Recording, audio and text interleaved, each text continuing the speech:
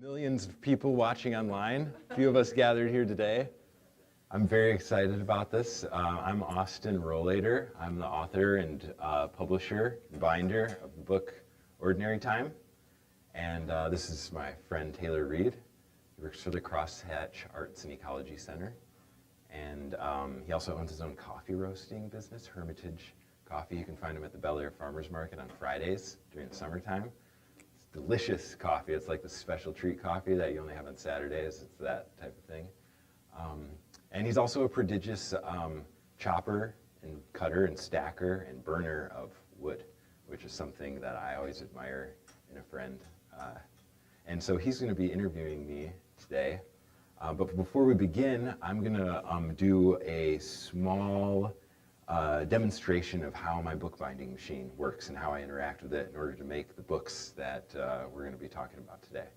So, first thing that happens is I get these stacks of books from the copy shop across the street. They're an 8.5 by 11 sheet cut into quarters. And so, just this.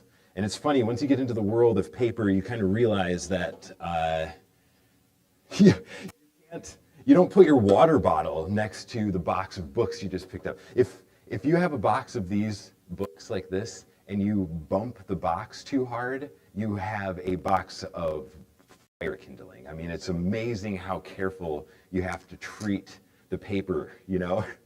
So what I do is, I made this at home. I do a commercial office furniture installation gig, sometimes in my spare time.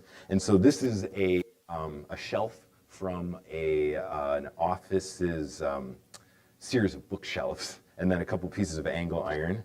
And all I do here is, oh, I gotta get another, there we go. Take this, figure out which side this wants to be bound on.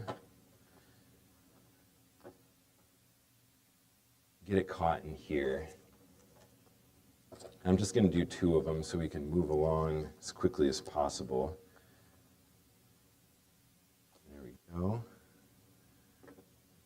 But normally I would be able to do 4 of them per side, and then 8 of them total per jig, and I have 3 jigs, so I can make 24 of them at a time. So I pull out these little blocks, and it kind of clamps down the pages, and then I can take my ruler, which is clear, so it's impossible to find, tamp in the edges so that everything is nice and even. Then take Elmer's glue, pour it into my trough here, and I glue the edges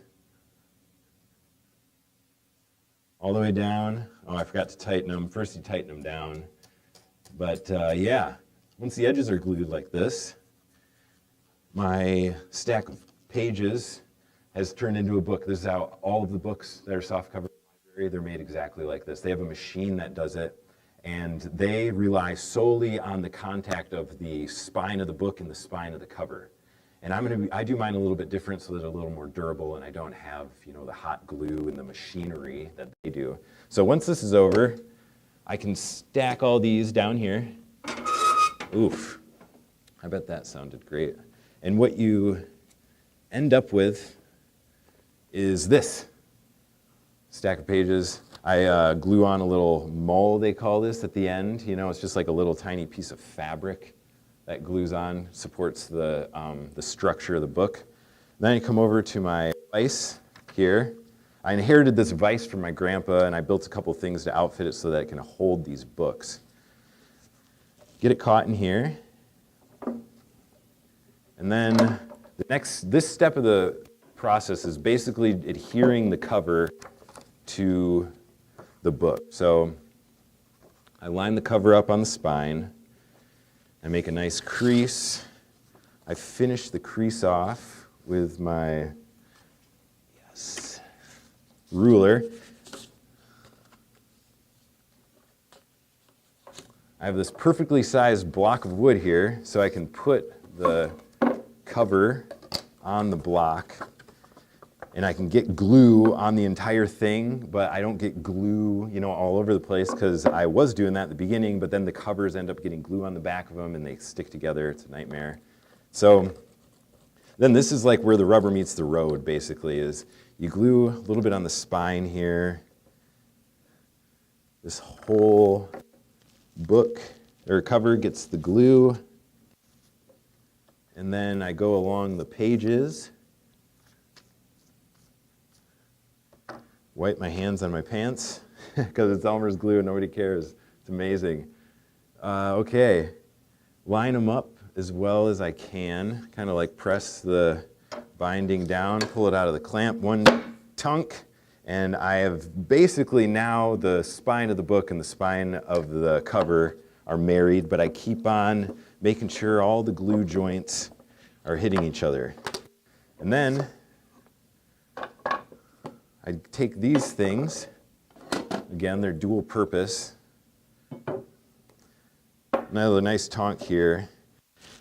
I press them down, and we're done. And then the next one I do, I'll put in the same, you know, next bit, press that one down. I'm constantly trying to work the spine of the pages into the spine of the cover.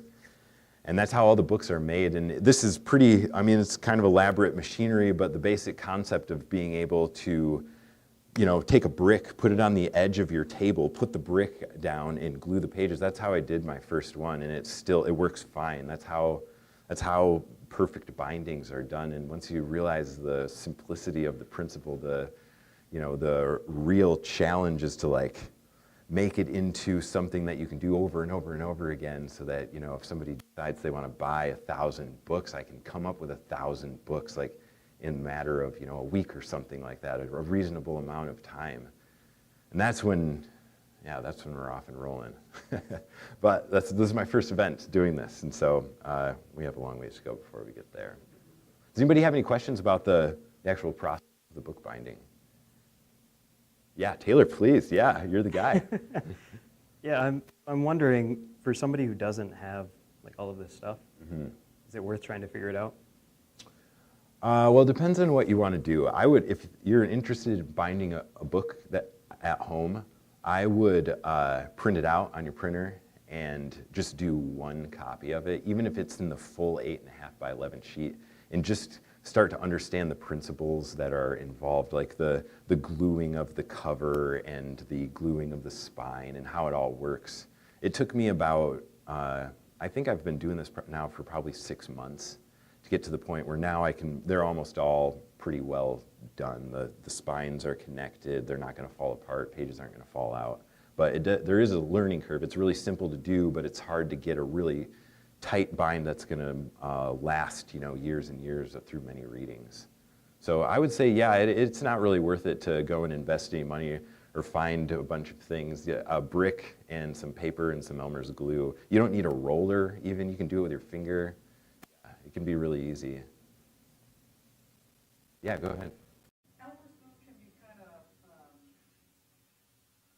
it can dry out, you know, Yeah. over time and kind of degrade. You said you've been doing it 6 months. Do you know how long it lasts? I mean, have you tried other glue options that might have a little more staying power? Yeah, the question, I don't know if the mic caught you, so I'm going to repeat your question. The question was, is Elmer's glue going to have the staying power of some other glues? That's a great question. So Elmer's glue is a PVA glue, polyvinyl acetate, and they're a low toxicity glue that in the Elmer's form isn't very waterproof.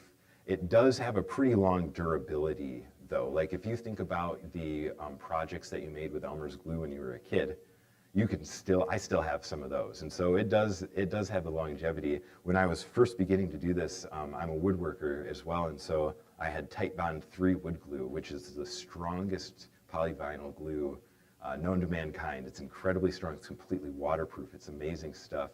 And I was gluing it with that, and it doesn't dry clear, and I do think it was overkill.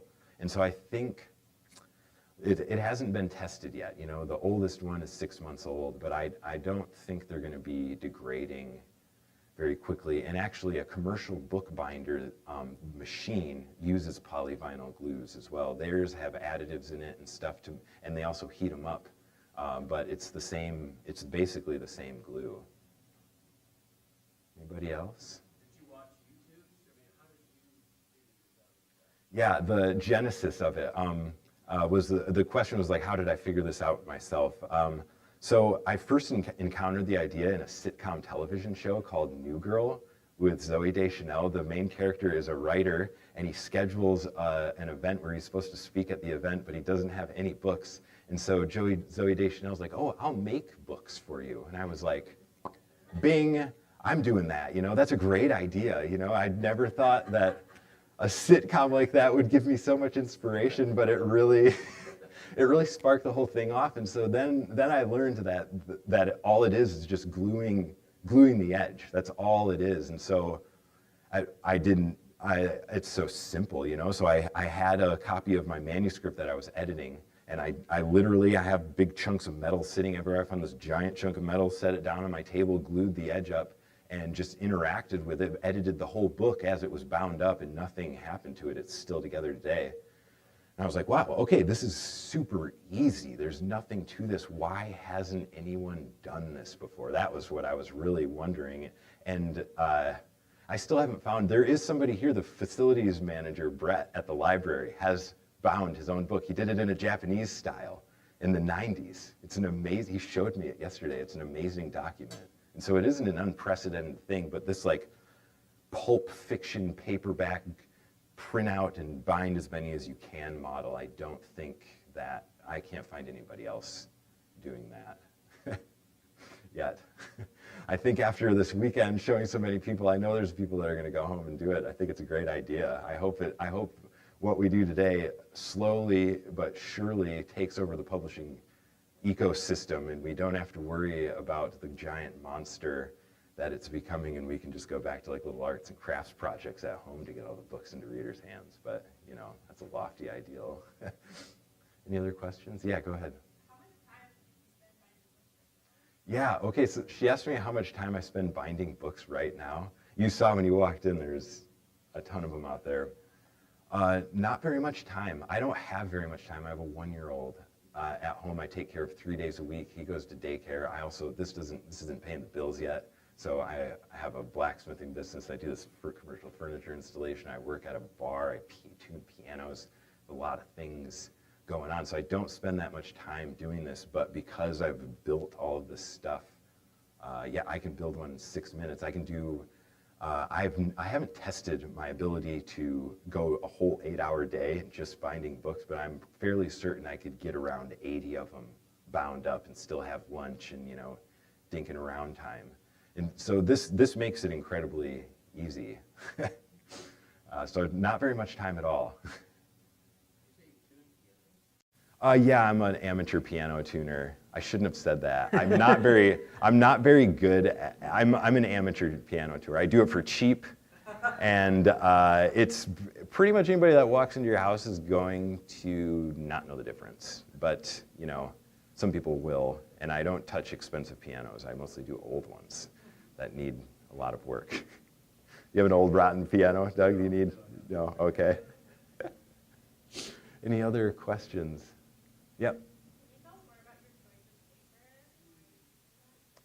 Oh man, somebody asked me this one yesterday, and unfortunately, I don't have a good answer. I don't quite understand the paper ecosystem yet. All of the paper that they get at the copy shop where they print my book comes from Central Michigan Paper. And I don't know where it comes from. I didn't really understand that there might be something I should care about when it comes to where my paper comes from. I mean, I loosely did, but I'm just trying to so do you have any suggestions? Where should my paper come from? No, I am not an expert at all. I have a friend who's a photographer who I know cares about the kind of paper that she puts her photos on, and I think that's really cool. Yeah. I'm mindful of that, but I myself am not. Yeah, no, right now it's just like 20-pound pulp paper you get from it's, I can make a book for about $3.50, and with the 20-pound paper, 80-pound cover, and all from the copy shop. So, yeah. How do you get the cover, which is a My wife, for my birthday this year, bought me this. It's a paper cutting, it's a guillotine. They call it a guillotine, yeah. And they have them at copy shops that are these big industrial machines. You push 2 buttons so your fingers don't get caught in there, and they can cut through just about anything. I can't afford one of those, don't have enough room for it, but she bought me this arm-operated one. It's got this big arm, so you cinch down the paper, and then you line everything up, and boom, you cut the whole thing down. So I can cut like 200 covers all in one fell swoop.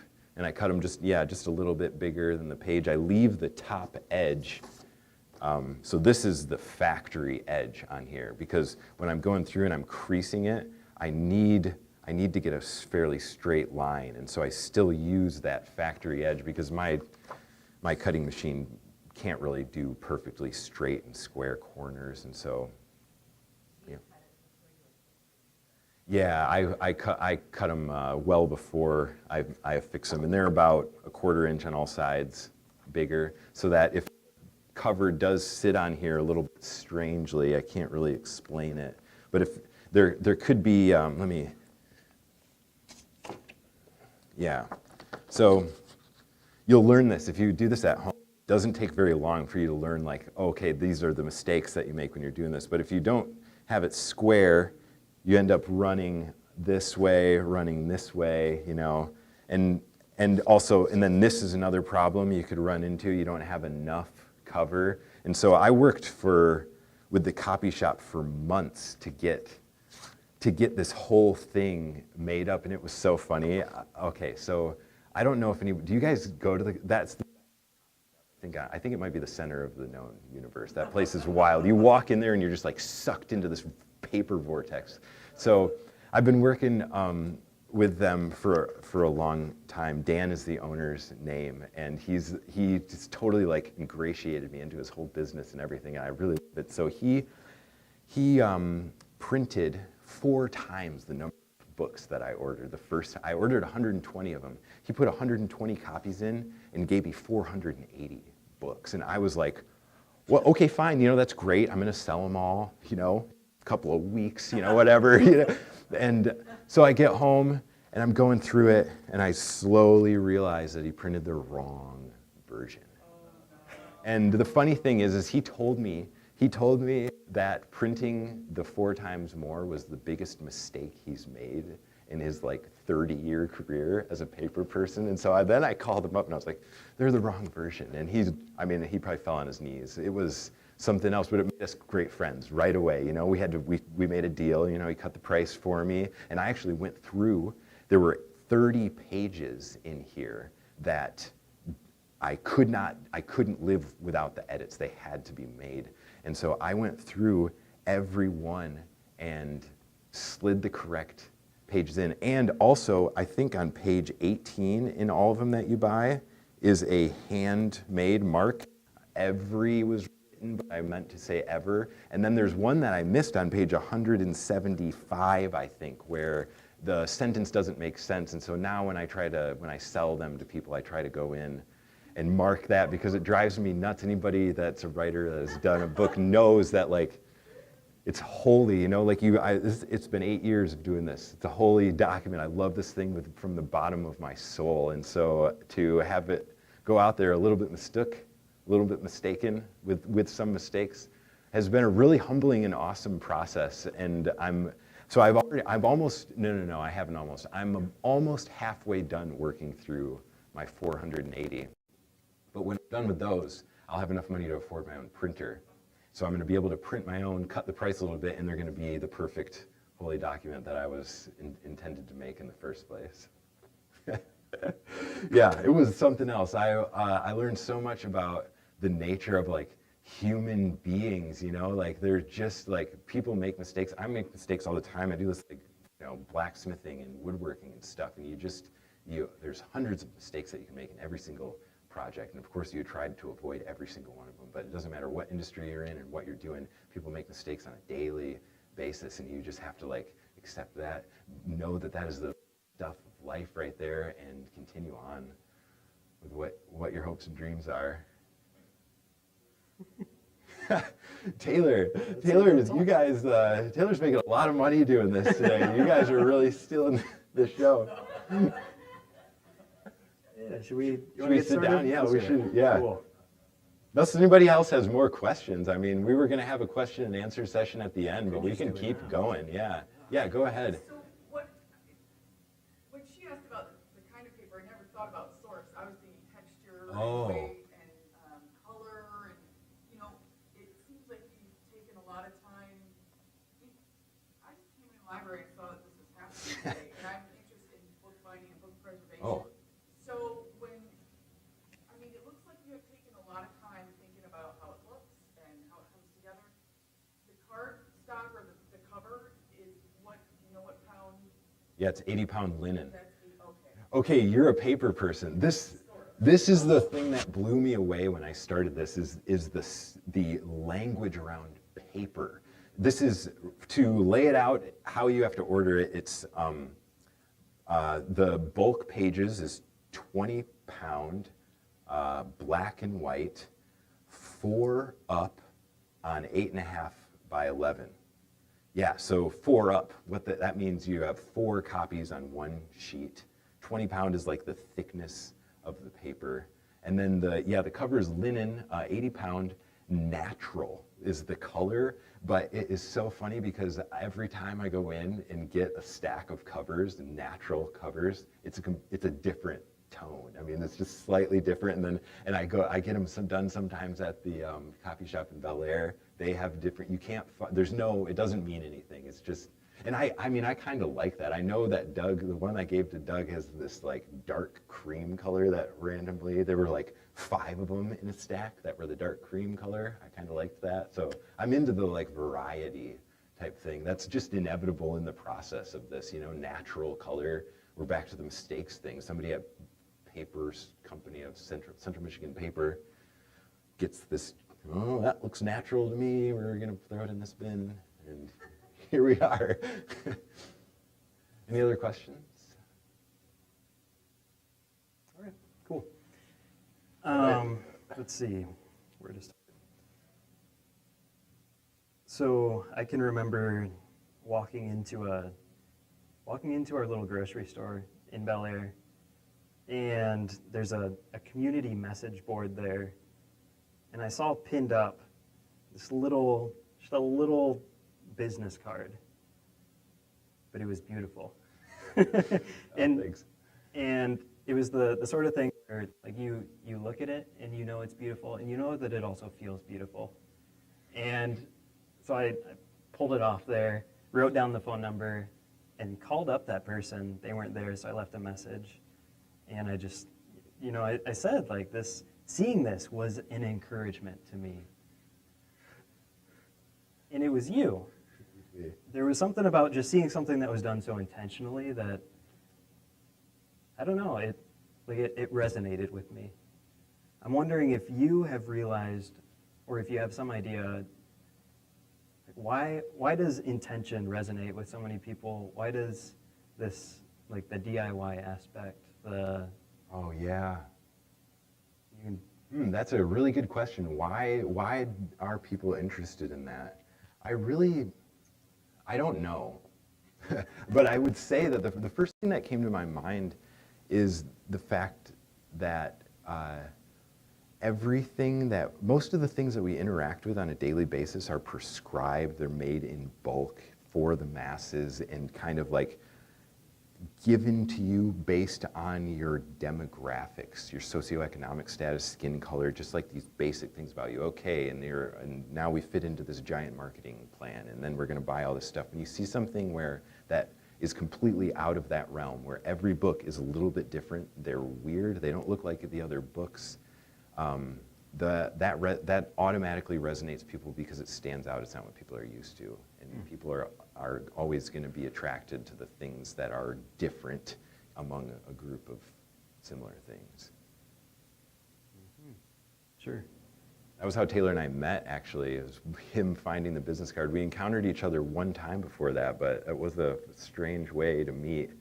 You pin something on a billboard in a small town grocery store with zero hope or idea of what's going to happen. It's just like, well, maybe somebody needs some blacksmithing work that looks at this. And here we are today. It's crazy. Sometimes that stuff, that kind of thing does come true, you know?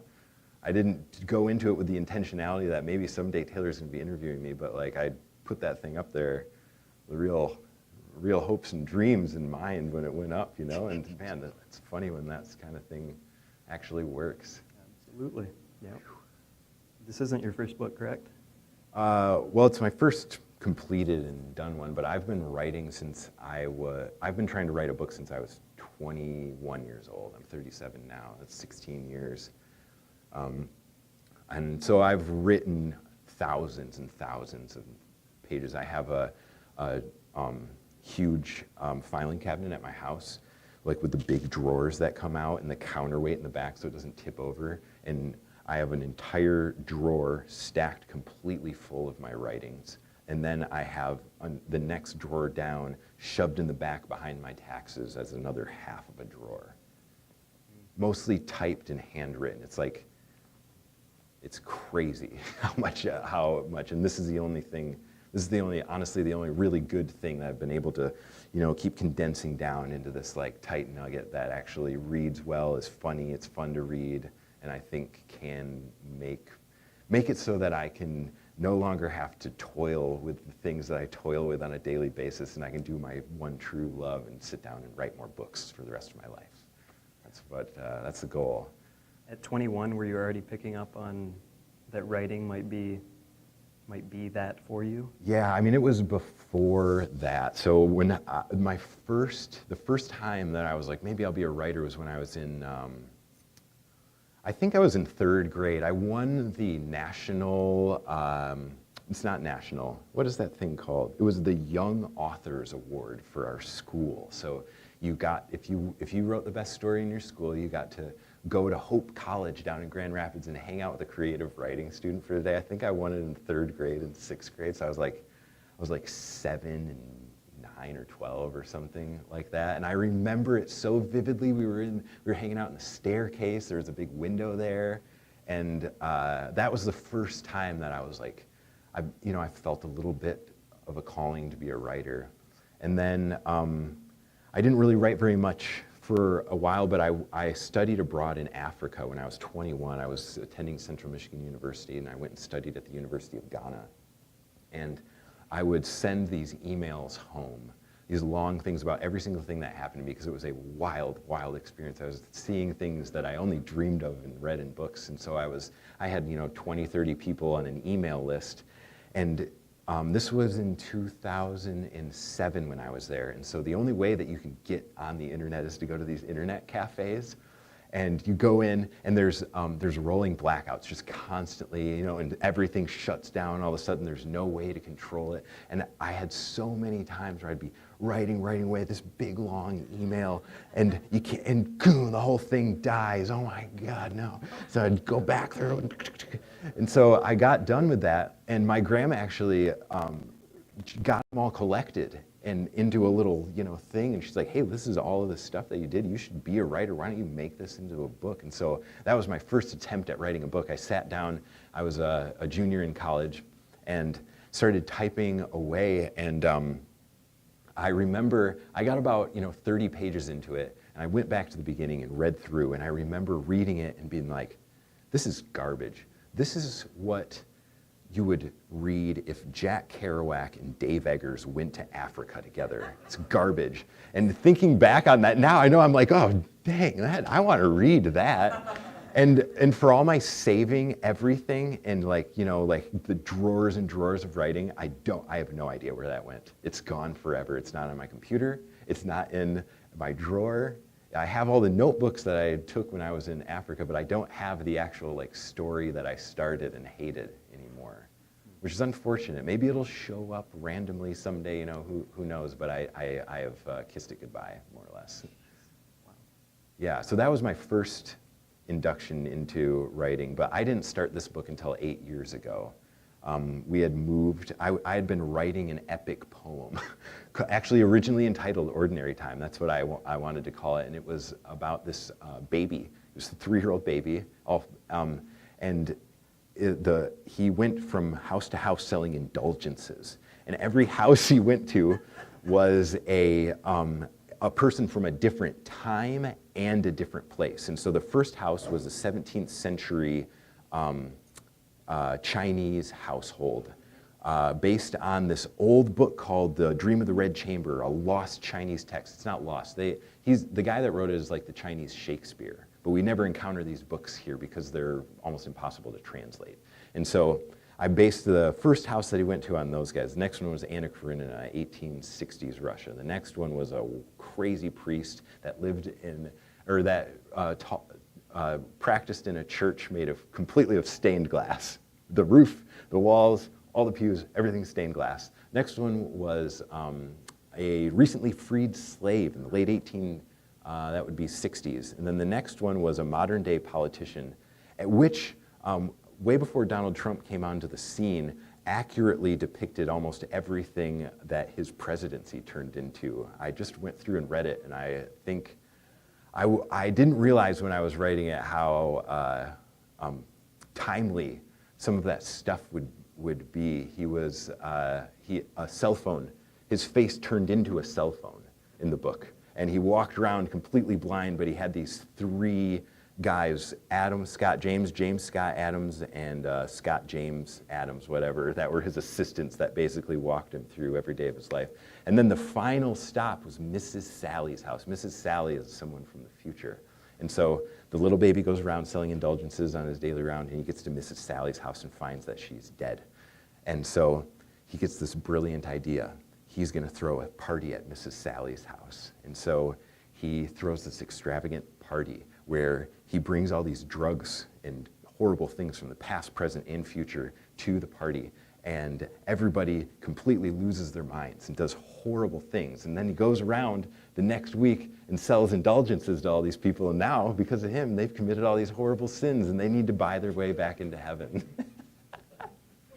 It was horrible. Every line rhymed. Okay, the story is like so. But I experienced like full-bore insanity. I mean, I was in Ashland, Oregon, living with my wife in what we called the Bat Cave, which was a basement apartment that had one wall was all windows looking over this backyard. But it was, really tiny, and up until that point, I had lived the previous 4 or 5 years without electricity, and so this is my first time walking back into like a regular life in town with electricity, and so I was going through some serious things emotionally. I also think the electromagnetic frequencies were starting to mess with me a little bit, which is something that I didn't realize until later on.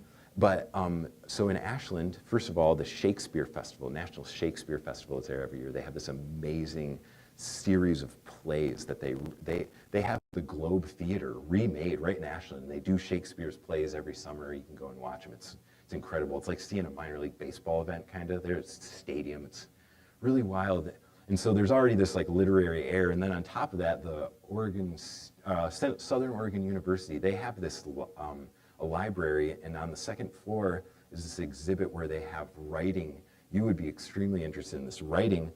They have a Sumerian cuneiform tablet, some of the first writing that we know of by humans. It's a real tablet. All the way through, they have a Gutenberg Bible, all the way through all of the ways that we have preserved people's words and thoughts for eons, And so I walked through there every single day, and I was like so obsessed with getting myself to be a part of this lineage. And so I would go into one of those like offices you find in a library where you can shut the door, and there would be nothing going on but the buzz of the lights above me, and I would sit there and try to write the next great rhyming epic poem. And it's not very good. There's nothing there. And so once that was done, wow, here we are. So after that, I was talking in rhyme. I was going home at night and like conversing with my wife only in rhyme, and thinking on the way there and back was a 7-mile walk there and back.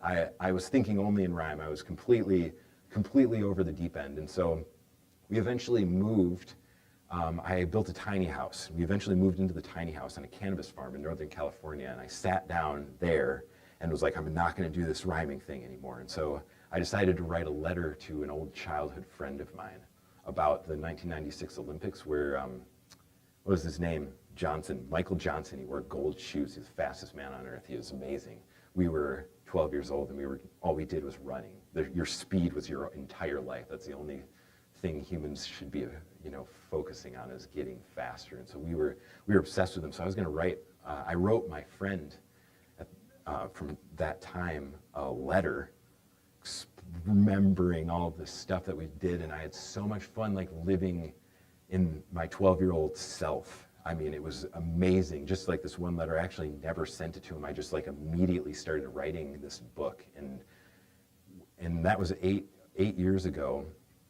And yeah, it went through so many phases. I took 4 years and came up with a draft that I liked, and I sent it out to 12 of my friends to read it, and got back not the response I wanted. I wanted them to be like, Austin, you have written the greatest book ever written in the history of mankind. Everyone else with a pencil in their hands put them down. Austin Rowlader's arrived on the scene, and that's not what I got back at all. I actually got some really good feedback from people, like concise, this is why it sucks. This is what you can do to fix it, and it hurt me really, really bad. And I didn't write for 3 years, except on this little obscure blog about like making bows and arrows. I literally quit the whole business, and I thought I was just going to be a failed writer. I was a failed writer at that point. That was 3 years ago, right?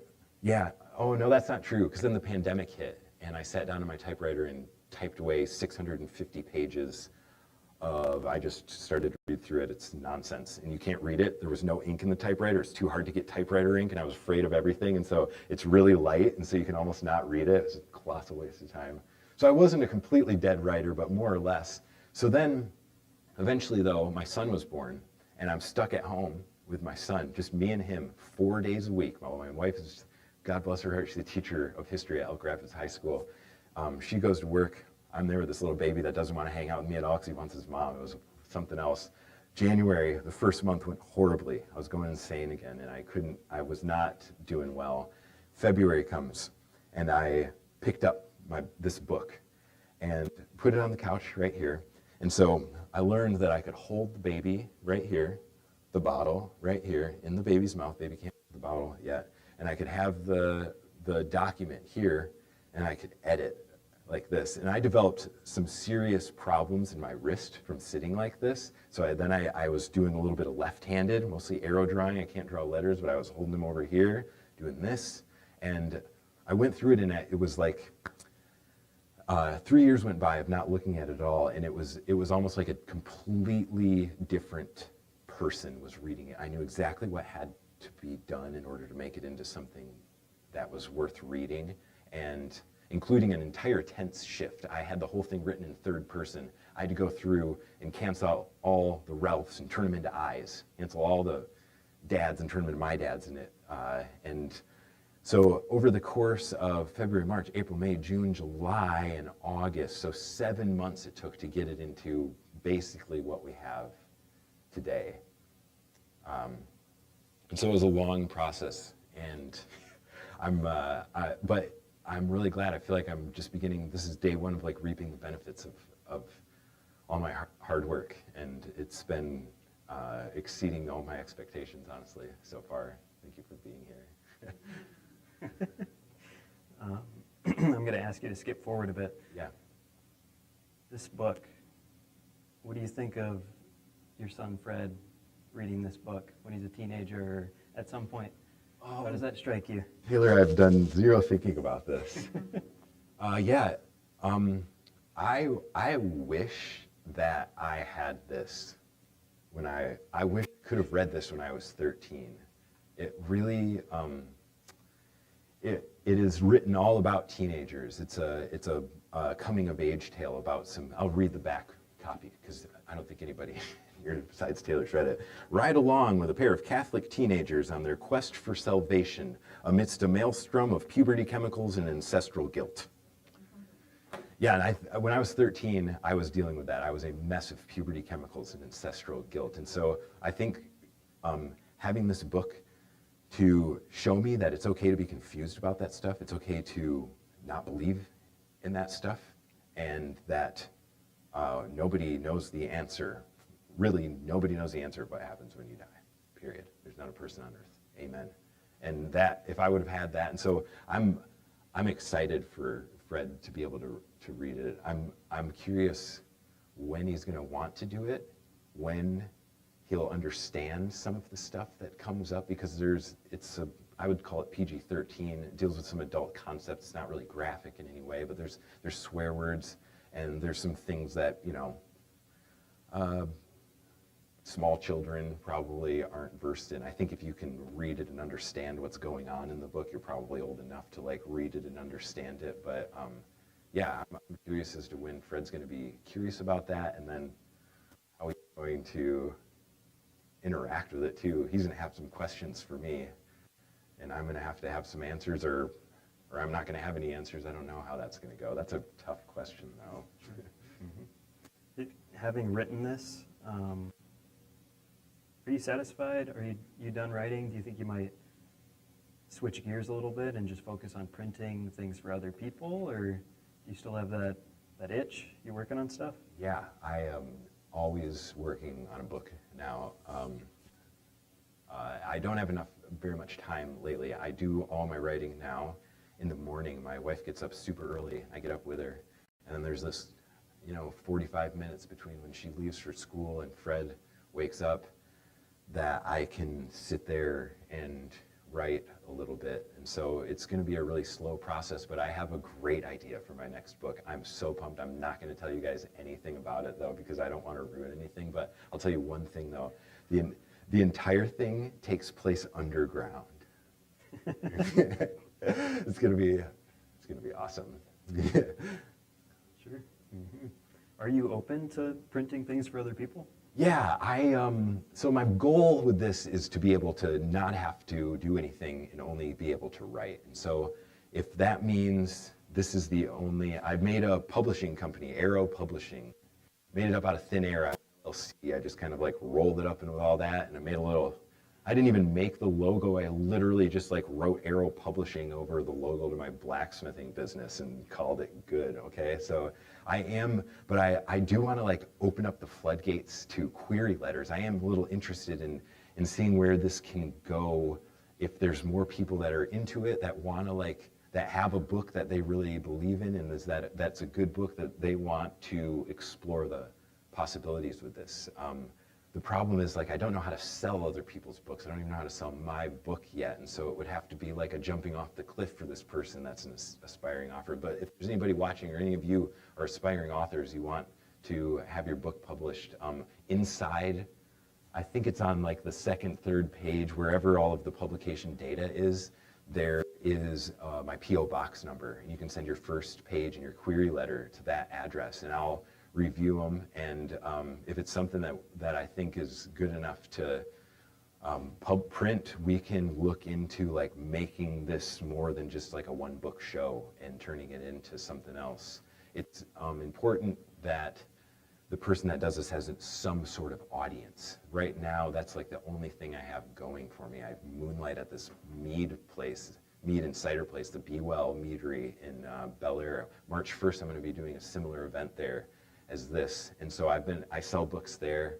I have a few events like this scheduled. I sell books there, but that's my only way of doing it. And the part where you go from having all of those books out there and other boxes full of books at your house to getting them distributed to bookstores is a colossal mystery that I don't quite understand. I started to go to bookstores. I've got this book. I thought they were going to be oh, great, we'll put it on the shelf. They put it on the shelf. 3 weeks later, they're hey, we need some more. They're selling hotcakes. And no, that is not how it works at all. It's in 7 bookstores. You can get it at Horizon and a few other places around, but the bookstores have limited space. They don't just take anybody's book and put them up on the shelf. And the ones that I did get on the shelf, they don't just go. You have to capture people. And I mean, it's a unique size. It's an interesting maybe something, but it doesn't work like that. Well, I've hardly sold any in bookstores, and so I more people to jump on board with this, but I don't understand what that means at all. So it's like a cliff jump opportunity for some aspiring young author that wants to dive down this rabbit hole with me. Yeah. When you're working to sell books, you're asking for people's time, people's energy, and people's money. Yeah. I feel like, considering time and energy, those seem to be, in a lot of ways, more valuable for a lot of people. Is that, with so much noise in this world, with so many words, is that intimidating to you? Well, Is that a difficult thing at all, or? I never thought about the fact that people have to invest obviously their money, but their time and energy into this too. And it's true. Like I've read so many books where I'm like, God, no, I can't. Why am I doing this? I don't think that's this book. Honestly, I really do think that this is a great book. I would not be here if I didn't really honestly believe that this book is not going to bore you. I mean, everybody that's read it so far has laughed out loud. I've had people laugh out loud in front of me. I had a 12-year-old pick it up the other day, get to the second page and burst out laughing about a SpongeBob joke, okay? So, and also my wife has read, I think she's read 2 different versions of this, and in both the versions she cried at the end.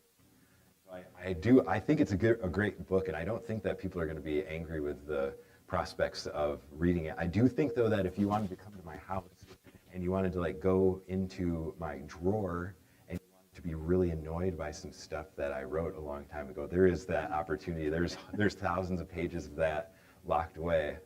And also, you know, it's funny that I didn't even think about this, but so when I was in Ghana, they had an amazing library there, but the bookstores there were mind-blowing. The bookstores were, if anybody's been to the Book Nook, it's in Cadillac, just around the corner of the Horizon. It's like this used book store, and you walk in, and it's just like books stacked on top of books, like floor to ceiling, you know, no shelving, no organization, Westerns, romance, you know, and that's how they were in Africa too. They were just like these floor to ceiling, just books stacked on top of each other. And so I went into there and I grabbed this book called The Nine Hill. Oh, I can't say it. It's probably still out there. I don't think anybody's read it. I hope nobody can grab it. So I read this book there, 9 something, and it was really bad. It really it took up my time and it made me mad. But it also inspired me like vehemently from like the fire was lit by this book. And I was like, man, it was published by like Simon & Schuster or some large publishing company. And I was like, okay, if this can happen, then I can actually do this. And I've had a number of books that have inspired me like that, you know, where you're like, okay, if this is sitting on the shelf in a library, why haven't I been there? But at the same time too,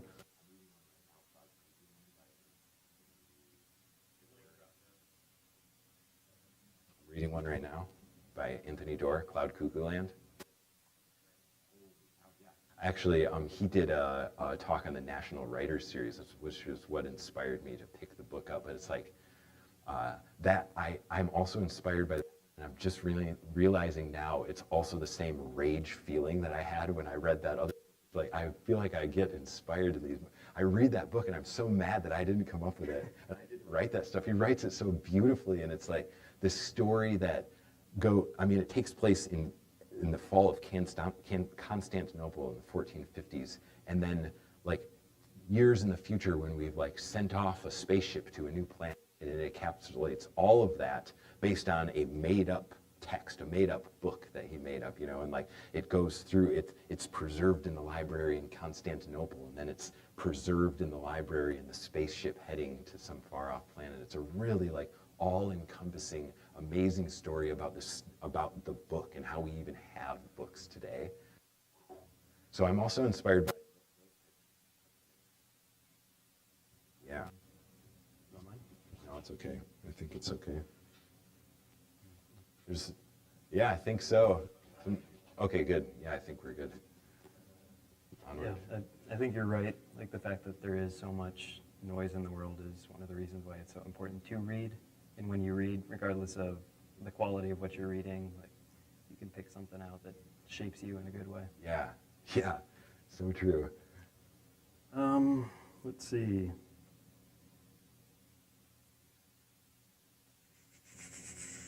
What page are you on?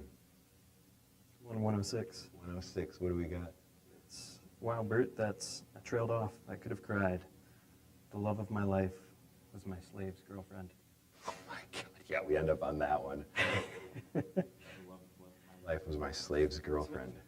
I'm going to ask about something different. Okay, good. There's a donkey in this book. Yeah. Does that come from your life story at some point? Is that just from your head? No, I never had a donkey. I had a donkey in the epic poem that was originally entitled Ordinary Time. He was named Enchiridion because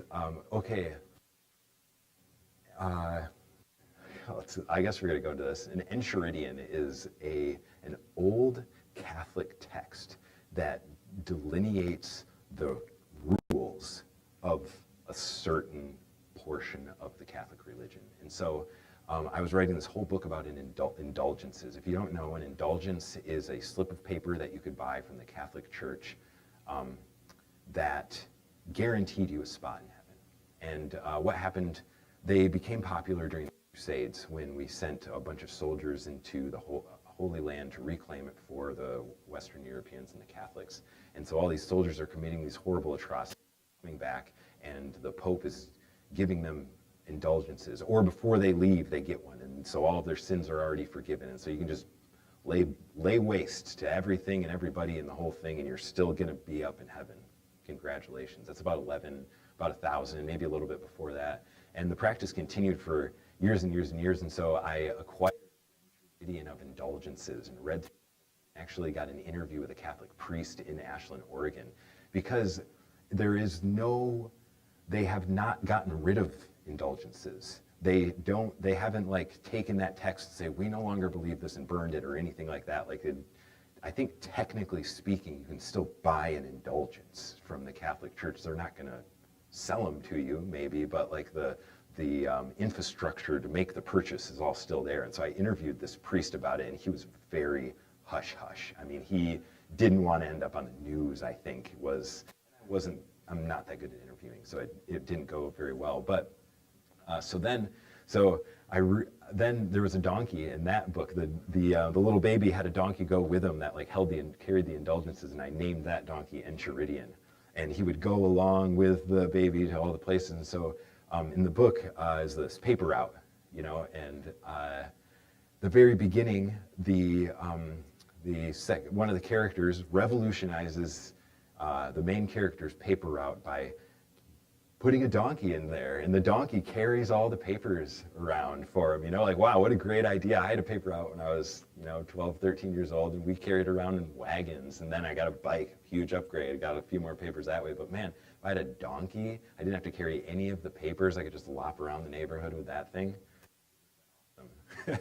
So yeah, only from my imagination. I have no experience with donkeys. I have tons of experience with farm animals, sheep, llamas, goats, chickens, hair sheep, which is a horrifying animal, but no donkeys or horses.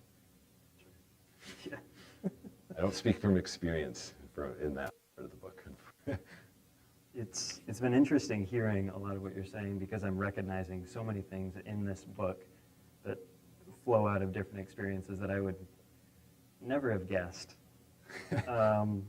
Were there parts of this that just flowed in the process of writing, or did it all? Yeah.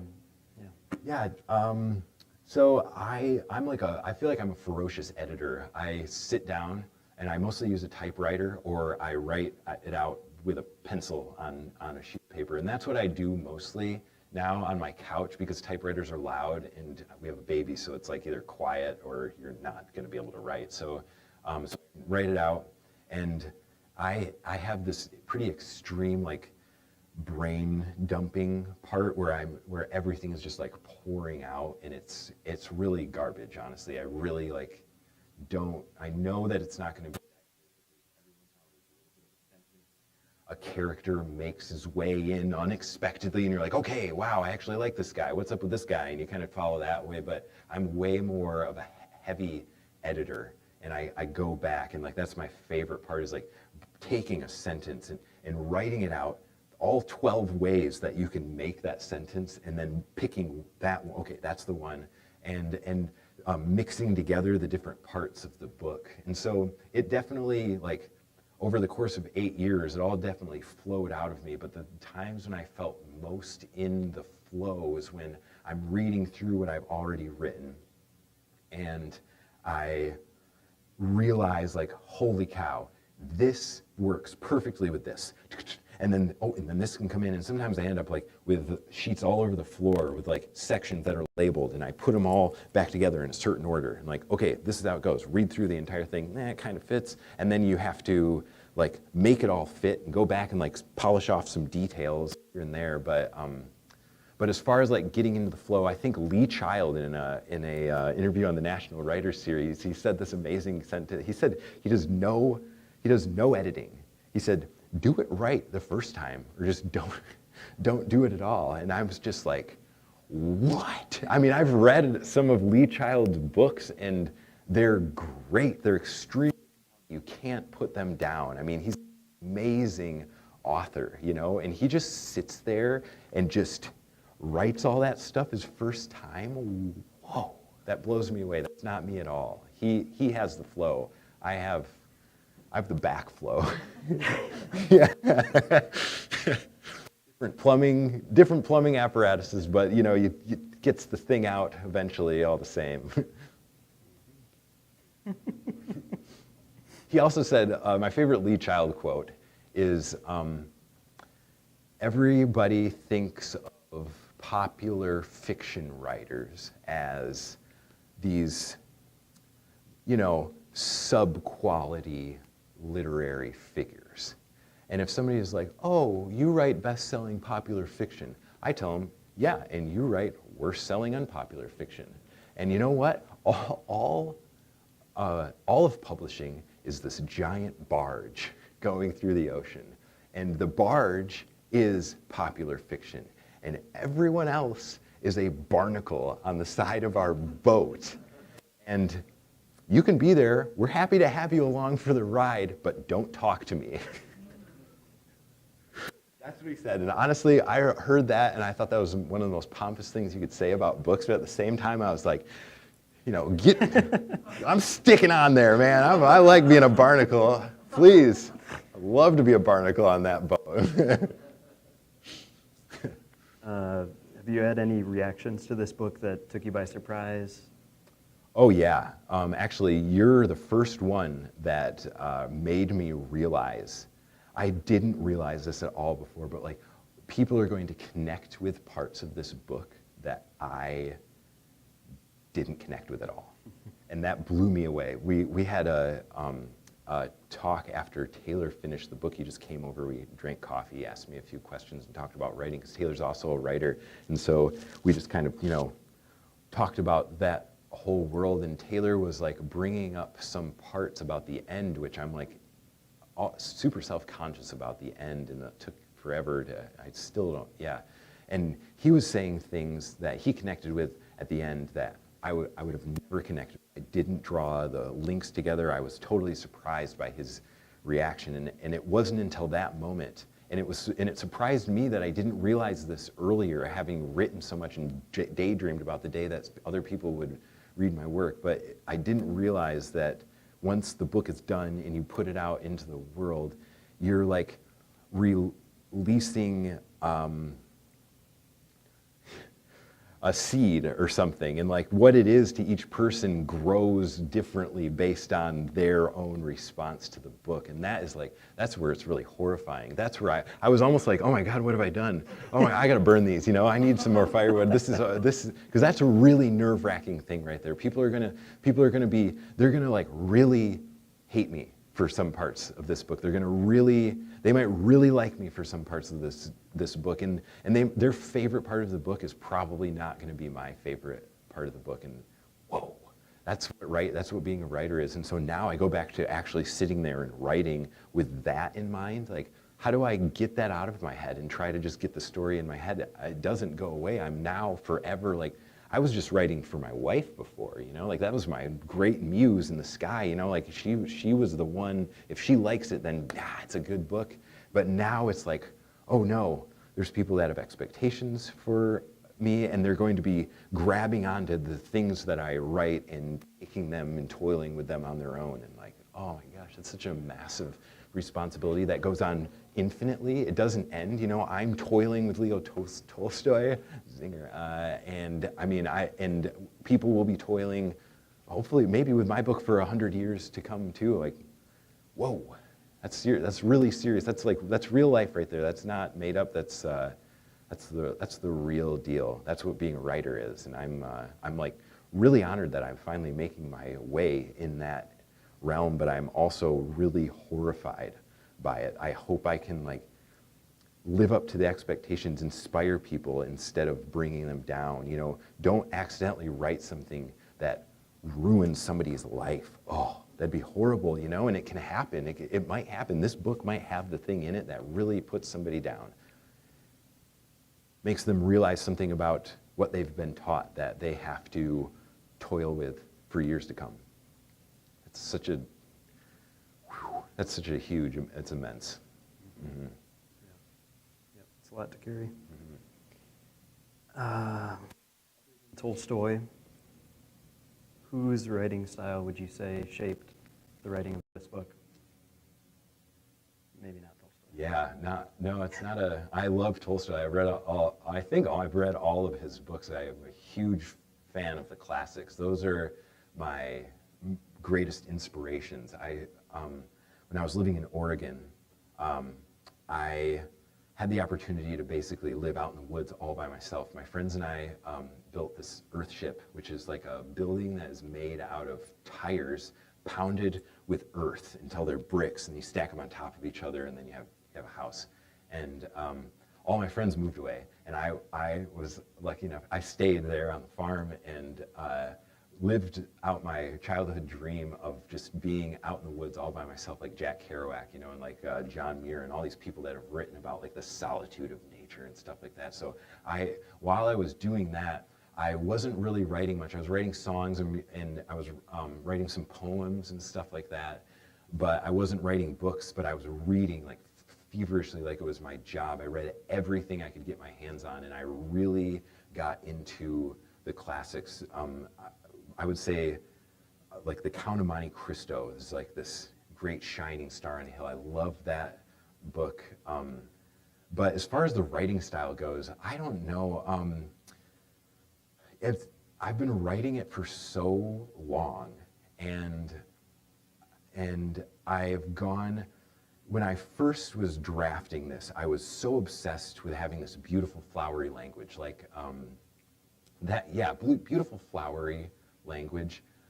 Also, like Jack Kerouac, like fast-paced, living by the seat of your pants thing, and I tried to insert that into every single sentence in the book, and that's why it was so bad. That's why, because I was like, I had this agenda. I wanted to be like, you know, playing with words, you know, like the James Joyce comes and tries to write a novel or something, and I really didn't get very far with that type of thing. And so when I went back and began the editing, I just tried to write it in the most simple language possible, take out all of the words that are unnecessary, and then you have something that people want to read, I think. And so as far as like a style goes, or somebody that I'm after like everyone that's written a plain, compelling story. You know, I mean, Tolstoy might be, he just like writes really plain language, but all of a sudden you're just like filled with emotion of these characters, and you feel like you understand them really well.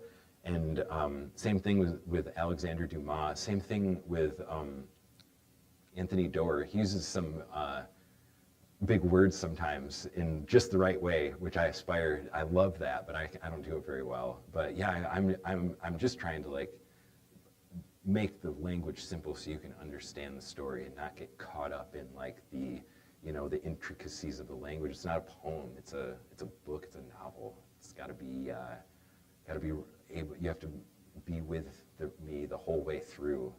And that takes just simplicity, and I think that's even harder than writing like all these flowery language, you know, tricks and stuff. The simplicity, it really makes it difficult. Yep.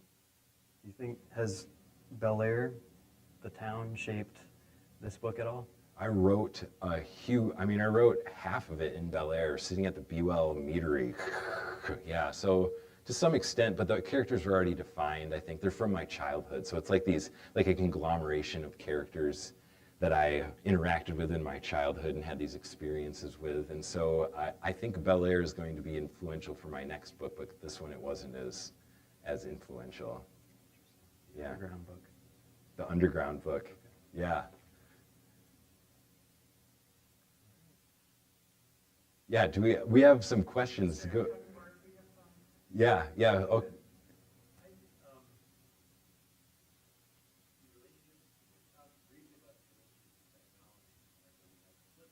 Yeah, yeah, okay.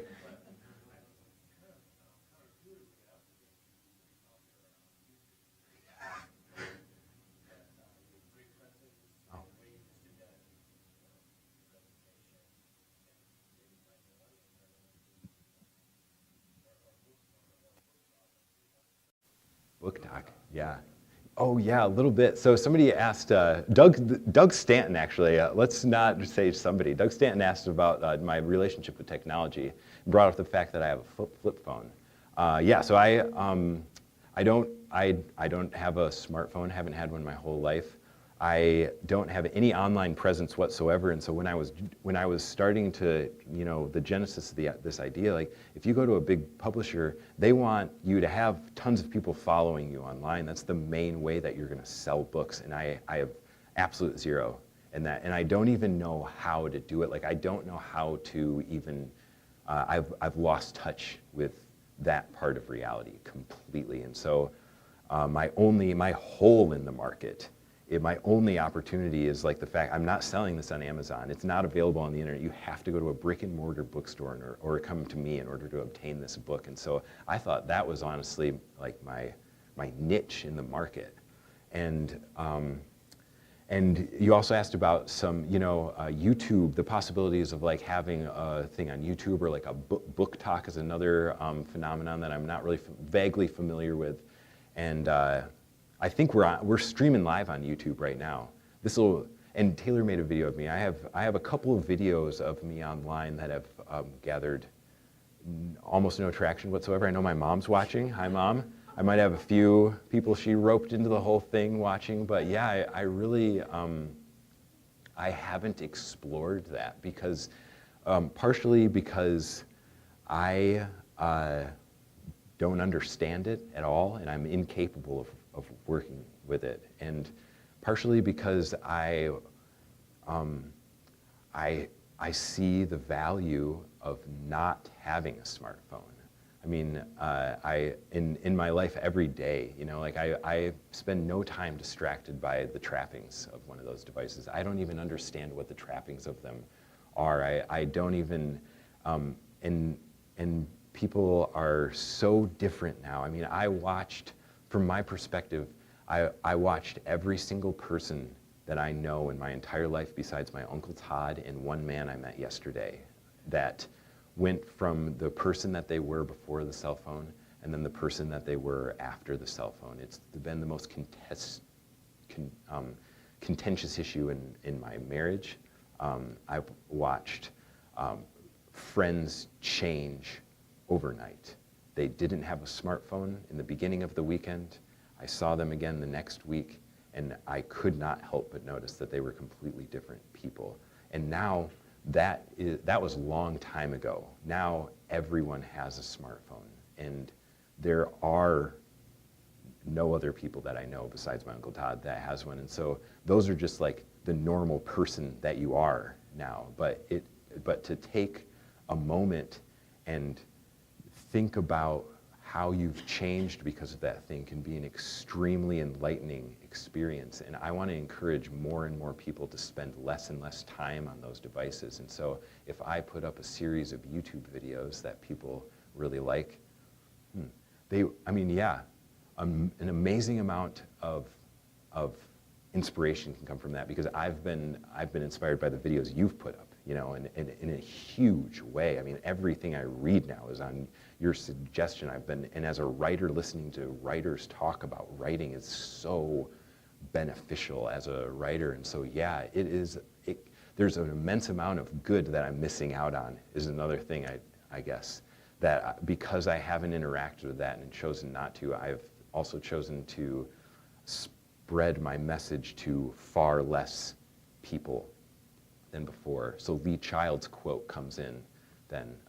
What did he say again? I am an unpopular author who sells worse selling fiction. Yeah, because I don't have any access to those things.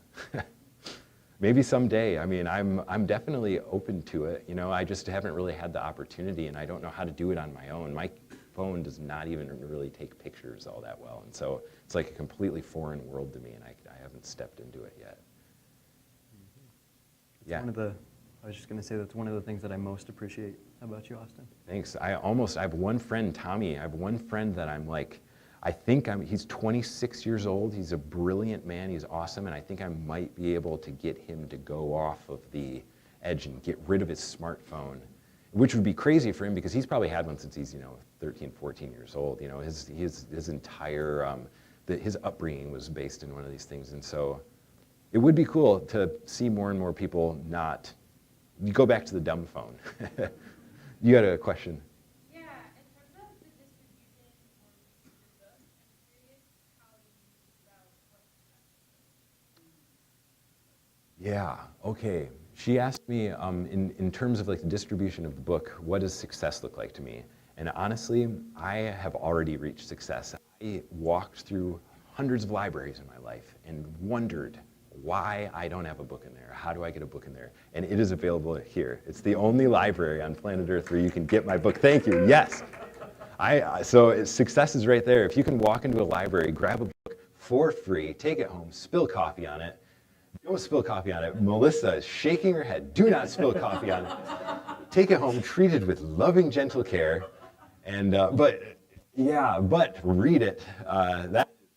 That's success to me, and that's why I'm doing this, and I'm happy about it too, is because like I've sold a little less than 200 copies at this point, and I'm having the time of my life, honestly. I'm just like, every day that I get to do something like this is a real dream come true. It's like an unbelievable moment for me, and I'm so lucky to have gotten here.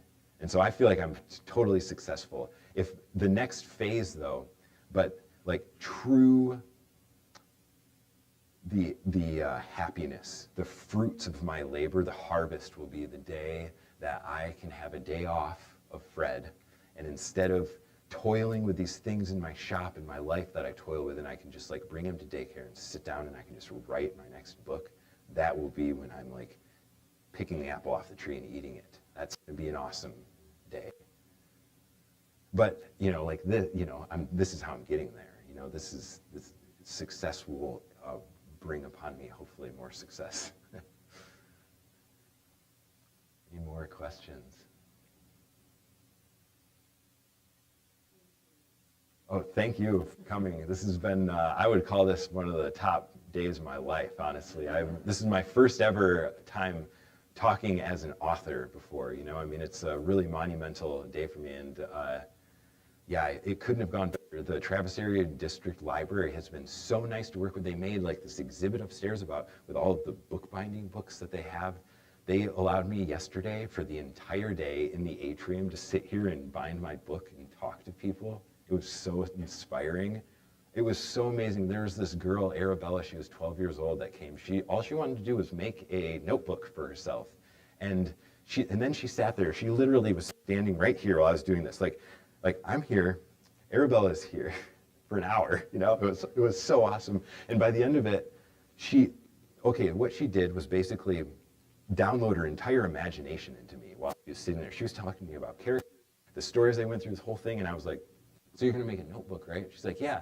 Well, what are you gonna put in there? And she's like, I don't know, I like to draw, and maybe some lists. And I was like, well, you're gonna write a book, like it seemed so obvious to me. And she's like, I never thought of that. I was like, yeah, you've been sitting here explaining characters and their development to me for an hour. Like, you should write a book. And all of a sudden she was like totally charged up. That's what she's gonna do. I even gave her one and circled my address. And I was like, when you're done with the first draft, send it to me. And like that alone, I like inspired somebody to to write books, a 12-year-old, that is fuel right there. I was not expecting that at all. I was overcome by that experience. Wowzers.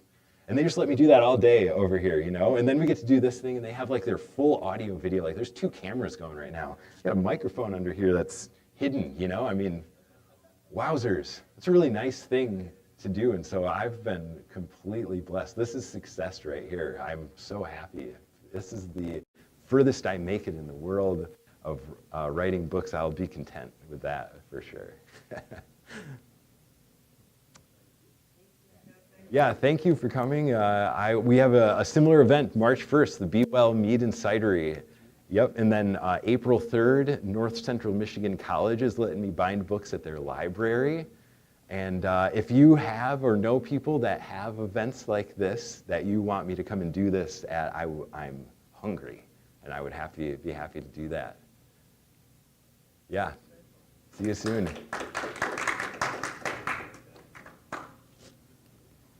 If you want to buy a book, they're $10.